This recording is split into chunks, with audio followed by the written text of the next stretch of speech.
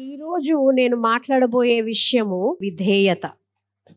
విధేయత అనగానే అబ్బా, విధేయత అంటే మనం వెంటనే ఏమనుకుంటాము, ఎన్నో రూల్స్ ఉన్నాయి, ఎన్నో రెగ్యులేషన్స్ ఉన్నాయి, ఎన్నో పాటించాలి, ఇవన్నీ పాటిస్తూ వెళ్తే మన జీవితంలో ఎటువంటి సంతోషం ఉండదు, ఎటువంటి ఆనందం ఉండదు, అన్నీ వదిలేసుకోవాలి, ఇంకా అవే పాటించాలి అన్న ఒక మైండ్ సెట్ మనకి వెంటనే వచ్చేస్తుంది. ఎందుకంటే మనకి స్కూల్ నుంచి కూడా అదే నేర్పిస్తూ ఉంటారు కదా. ఒబే యువర్ టీచర్స్ అనగానే వాళ్ళు మనకేం గుర్తొస్తుంది, ఒక స్కేల్ పట్టుకొని టీచరు ఇలాగా రూల్స్ అండ్ రెగ్యులేషన్స్ ఇస్తారు, మనం అది పాటించాలి అని మనం ఆలోచిస్తూ ఉంటాము. పెద్దగా అయిన తర్వాత ఒబే యువర్ పేరెంట్స్ అనగానే మనకేం గుర్తొస్తుంది, పేరెంట్స్ మనల్ని ఎక్కడ పార్టీస్కి వెళ్ళనివ్వరు, మన ఫ్రెండ్స్తో తిరగనివ్వరు, మొబైల్స్ యూస్ చేయనివ్వరు, మనం అన్నీ కోల్పోతాము అనేది మనం ఆలోచిస్తుంటాము.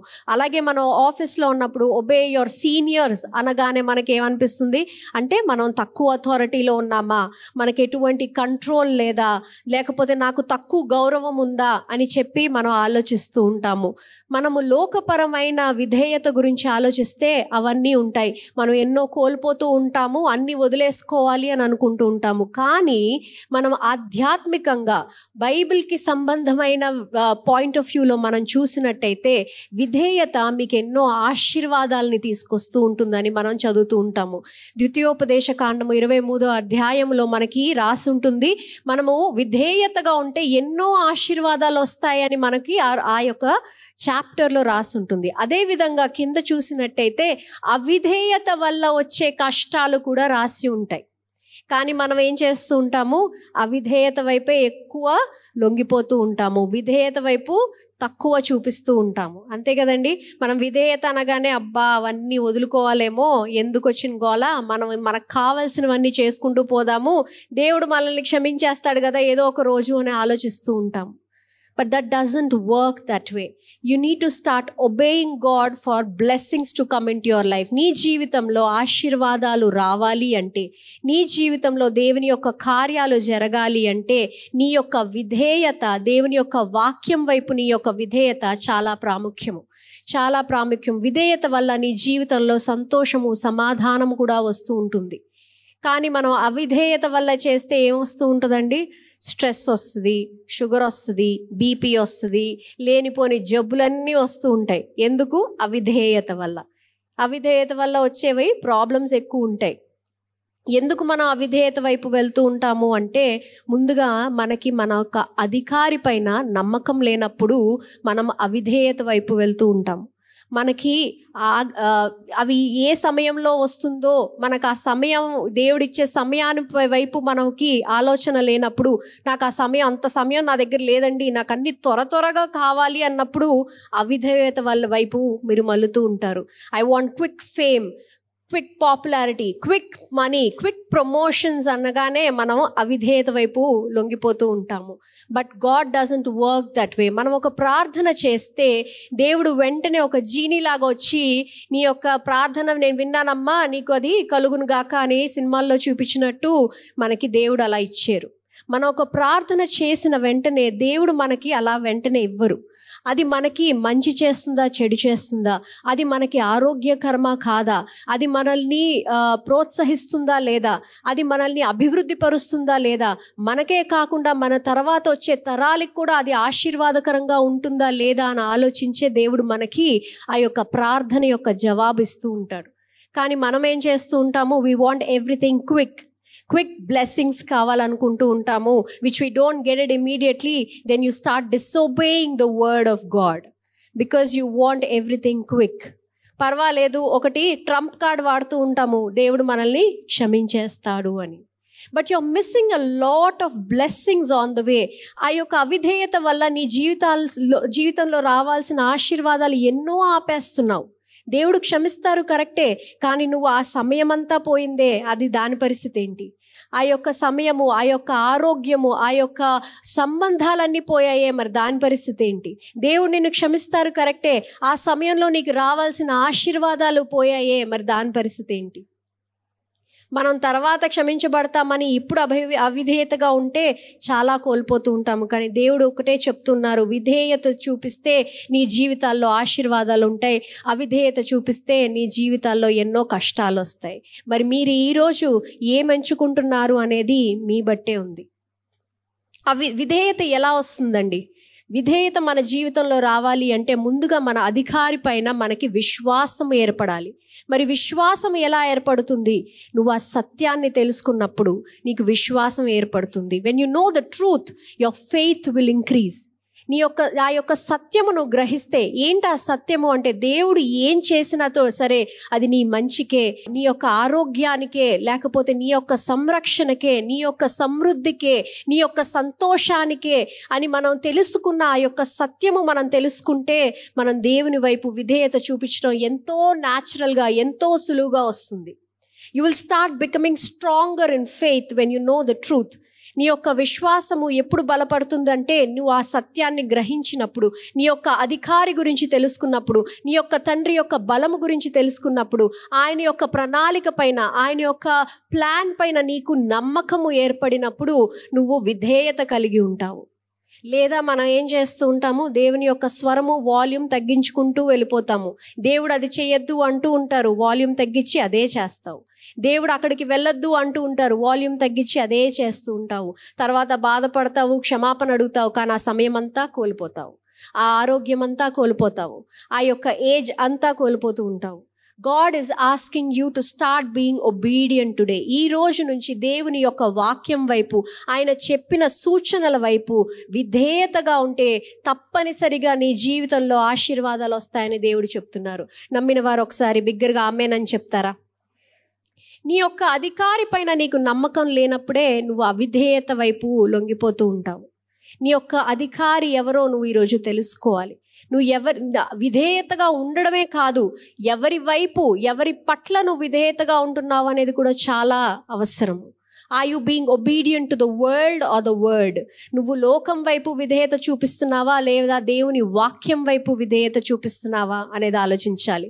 దేవుని వాక్యం వైపు విధేయత చూపిస్తే ఆ యొక్క సమృద్ధి, ఆ యొక్క సంతోషము కొంచెం ఆలస్యంగా రావచ్చేమో, కానీ స్థిరముగా ఉండిపోయే సమృద్ధి వస్తుంది, స్థిరముగా ఉండిపోయే సంతోషం వస్తుంది. అదే నువ్వు లోకం పట్ల వెళ్ళిపోతూ నువ్వు ఆ యొక్క సంతోషం వైపు వెళ్తావా, అది క్షణకాలంగా ఉంటుంది. లోకం ఎల్లప్పుడూ మారిపోతూనే ఉంటుంది, కానీ నీ దేవుడు ఎల్లప్పుడూ ఒకే రకంగా, ఒకే రీతిగా ఉంటారని నమ్ముకోవాలి. ఆ యొక్క సత్యము నువ్వు గ్రహించినప్పుడు విధేయత నీకెంతో సులువుగా వస్తుంది. లేదా అది సత్యం తెలుసుకోకుండా నువ్వు ఉన్నావా, లేదు ఎవ్రీ సండే చర్చ్కి రావాలండి, బైబిల్ చదవాలండి అని మేము చెప్తూ ఉంటే అది ఎలా ఉంటుందంటే ఒక సఫకేషన్ లా ఉంటుంది. ఎవరో కంపల్సరీగా ఫోర్స్ఫుల్గా చేసినట్టు ఉంటుంది. When you are obedient without knowing the truth, you will feel suffocated. చాలా కష్టంగా ఉంటుంది. అబ్బా లెగాల, అబ్బా ఈ ఆదివారం వెళ్ళాలా, ఒక్క ఆదివారం వదిలేస్తే సరిపోతుంది కదా, ఒక వారం రోజులు బైబిల్ చదవకపోతే పర్వాలేదు కదా అనే మనకి అలాంటి ఆలోచనలు మొదలవుతూ ఉంటాయి. But when you know the truth, ఆ సత్యం నువ్వు తెలుసుకుంటే, ఈరోజు దేవుడు నాతో ఏం మాట్లాడబోతున్నారు, ఈరోజు నాకు కొత్తగా ఏ ఆశీర్వాదాలు వస్తాయి, ఈరోజు నాకు దేవుడు ఆదివారం ఎట్లాంటి ఆశీర్వాదం ఇవ్వబోతున్నారు, నా జీవితంలో ఎలాంటి కార్యాలు చేయబోతున్నారు అన్న ఒక సంతోషంతో, ఒక ఉత్తేజంతో, ఒక ఉత్సాహంతో నువ్వు వస్తావు. Because you know the truth. నీకు సత్యం తెలుసు కాబట్టి. నువ్వు ఆ సత్యము తెలుసుకోకుండా విధేయత చూపించాలనుకుంటే కష్టముగా ఉంటుంది. మరి ఈరోజు నువ్వు ఎలా ఉన్నావు అనేది నువ్వు ఆలోచించాలి.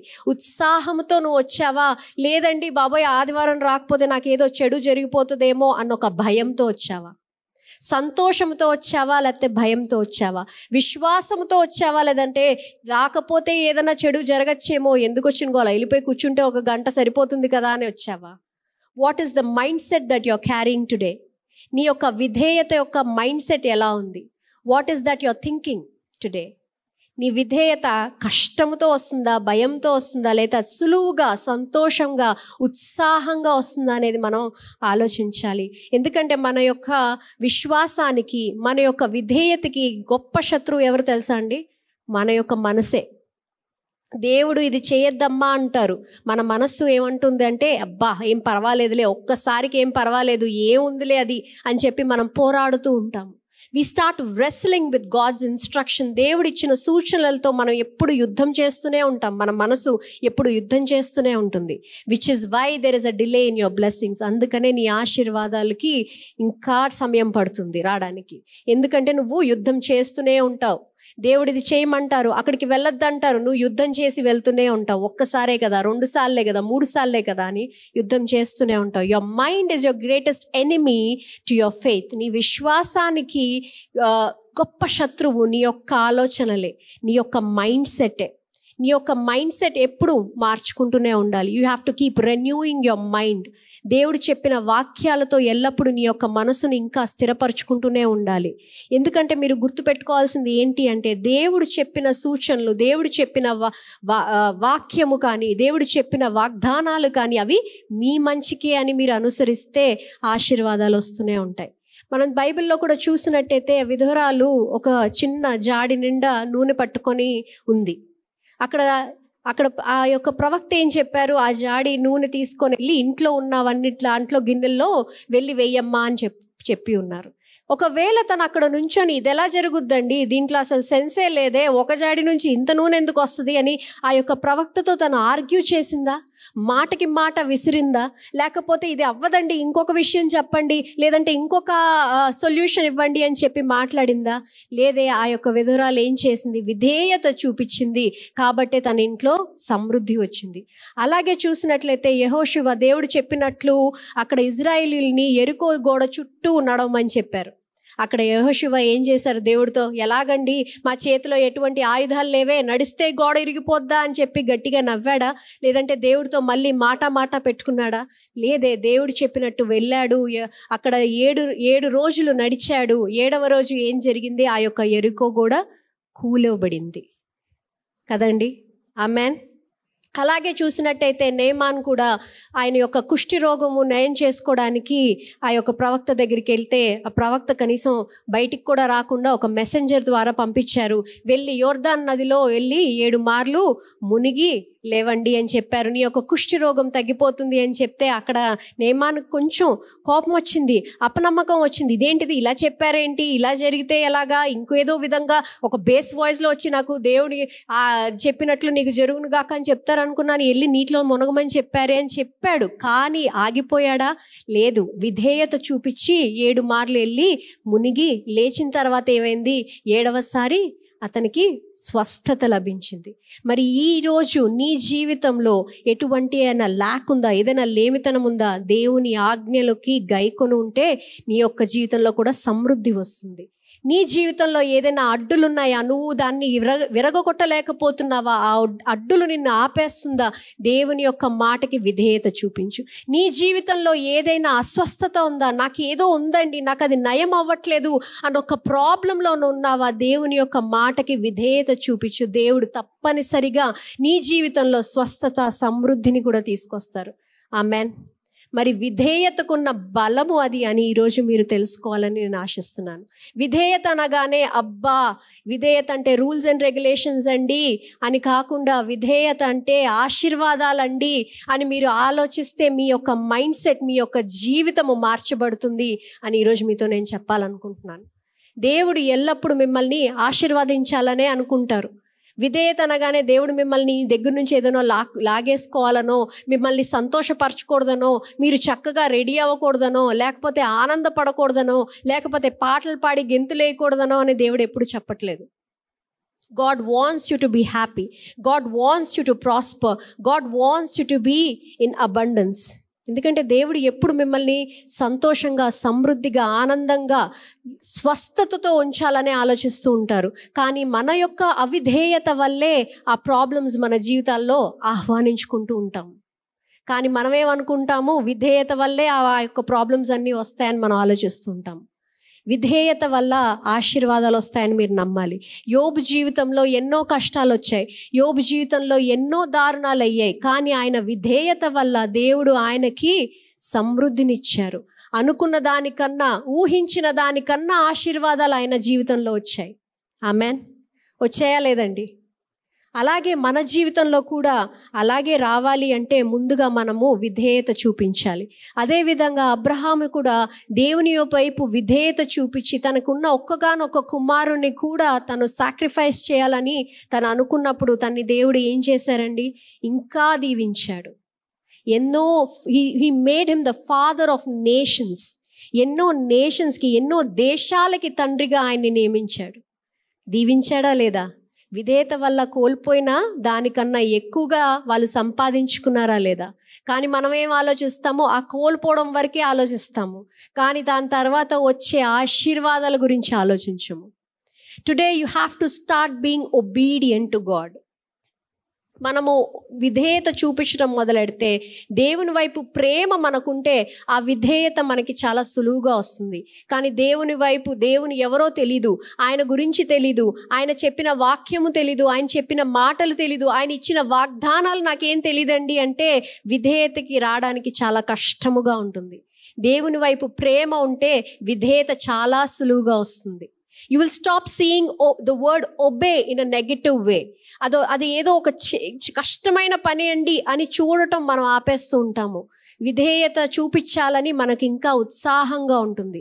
You will be proud to obey the word of God. చాలా గర్వంగా నేను దేవుని యొక్క వాక్యము వైపు నేను ఉన్నానండి, నేను ఆయన వాక్యము వైపు నేను విధేయత చూపిస్తున్నానని గర్వంగా చెప్పుకునేటట్టుగా ఉంటావు.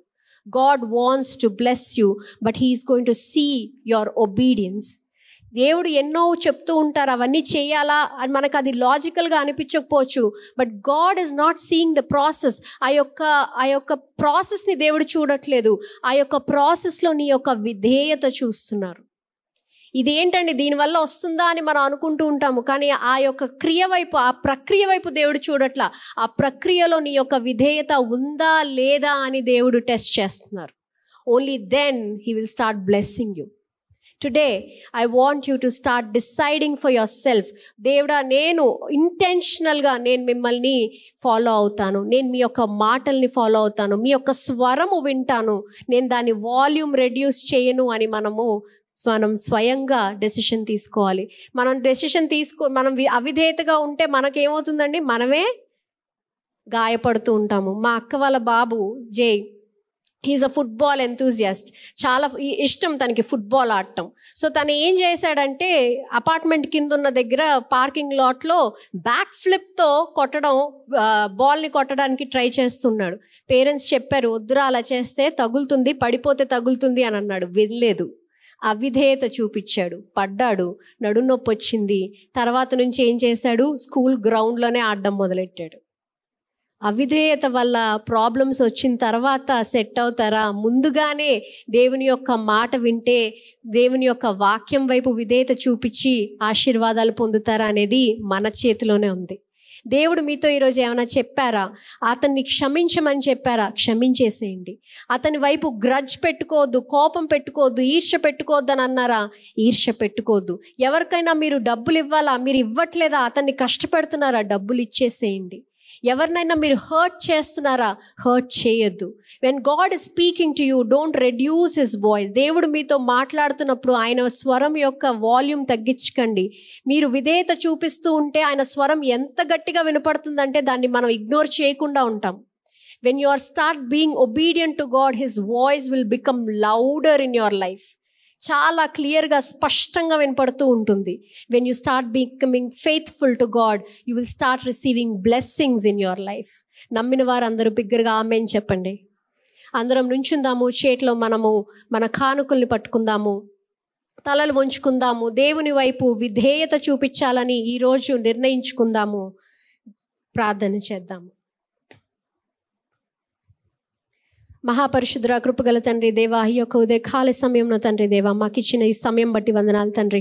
మాతో మీరు మాట్లాడిన వాక్యం బట్టి వందనాలు తండ్రి దేవా. విధేయతకున్న బలము మాకు తెలిపినందుకు వందనాలు తండ్రి దేవా. విధేయతగా ఉండడానికి తండ్రి దేవా మేము ఎన్నో రకాలుగా మేము ప్రయత్నించాం, కానీ తండ్రి దేవా విధేయతకున్న బలము మీరు మాకు తెలియజేసినందుకు వందనాలు తండ్రి. Dear Father, we ask you to forgive us, oh Father, for the disobedience we have shown in our lives, oh Father. దేవా మమ్మల్ని క్షమించండి తండ్రి. తప్పుదారిలో వెళ్ళినందుకు క్షమించండి తండ్రి. తప్పు మనుషుల్ని కలిసినందుకు క్షమించండి తండ్రి. తప్పు అలవాట్లను మేము మా జీవితంలో అమలుపరుచుకున్నందుకు క్షమించండి తండ్రి దేవా. మేము ఇక మీద తండ్రి విధేయతగా ఉండడానికి తండ్రి కావాల్సిన జ్ఞానము, బలము, శక్తి మీరు మాకు దయచేయమని ప్రార్థిస్తున్నాం తండ్రి దేవా. మేము ఎల్లప్పుడూ మీ యొక్క వాక్యం బట్టి నడవడానికి సిద్ధంగా ఉన్నాం తండ్రి దేవా. మీరు మాతో మాట్లాడండి తండ్రి. Dear Father, we surrender ourselves today, oh Father. దేవా, మా జీవితాల్ని మీరు మీ చేతిలో తీసుకోండి తండ్రి. మమ్మల్ని నడిపించండి తండ్రి, బలపరచండి తండ్రి, స్వస్థపరచండి తండ్రి. దేవా, ఈరోజు ఎంతమంది ఎక్కడైతే ఎన్ని ఆశలతో తండ్రి, ఎన్ని బాధలతో వచ్చారో తెలియదు కానీ దేవా, మీరు వారందరినీ తండ్రి మీరు వారితో మాట్లాడుతున్నారని మేము నమ్ముతున్నాం తండ్రి. మీరు వారిని తాకుతున్నారని నమ్ముతున్నాం తండ్రి. వారిని స్వస్థపరుస్తున్నారని నమ్ముతున్నాం తండ్రి. బలపరుస్తున్నారని నమ్ముతున్నాం తండ్రి. Dear Father, we thank you, oh Father, for all the blessings that you are going to send us our way, oh Father, for the obedience that we are going to show, oh Father. తండ్రి, we thank you, oh Father, ప్రతి ఒక్క ఆశీర్వాదం బట్టి, ప్రతి ఒక్క స్వస్థత బట్టి దేవా మీకు వందనాలు చెల్లిస్తున్నాం తండ్రి. దేవా, ఈరోజు ఇస్తున్న కానుకలు బట్టి వందనాలు తండ్రి. ఇస్తున్న హస్తాల్ని దీవించండి, వారి ఇళ్లలో సమృద్ధిని, సంతోషాన్ని ఉంచమని ప్రార్థిస్తూ యేసు పరిశుద్ధ నామంలో అడిగి వేడుకుంటున్నాం తండ్రి. ఆమెన్.